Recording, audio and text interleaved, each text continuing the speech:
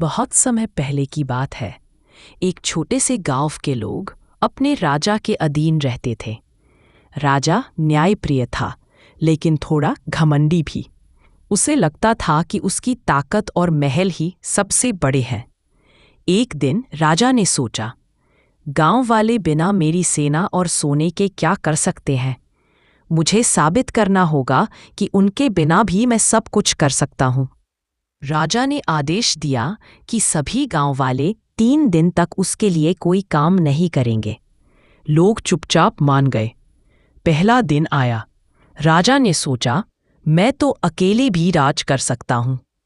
लेकिन जब भोजन का समय हुआ तो कोई किसान अनाज नहीं लाया, कोई रसोइया खाना बनाने नहीं आया। महल खाली खाली लगने लगा। दूसरे दिन राजा ने सेना को बुलाया, लेकिन गांव के लोहार ने बिना घोड़े की नाल और बिना हथियार बनाए कुछ भी नहीं दिया। सैनिक भी भूखे थे।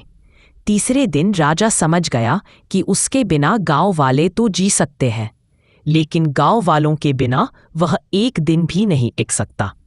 राजा ने सभी गांव वालों को बुलाया और कहा, आज मुझे यह सीख मिली कि असली ताकत मेरे सोने चांदी में नहीं, बल्कि तुम्हारी मेहनत और एकता में है। तुम सब मेरे सच्चे साथी हो। उस दिन के बाद राजा ने कभी खुद को ऊंचा नहीं समझा। वह गांव वालों के साथ बैठकर उनकी बातें सुनता, उनके सुख दुख में साथ देता। धीरे धीरे गांव इतना खुशहाल हुआ कि आसपास के राज्य भी उसकी मिसाल देने लगे।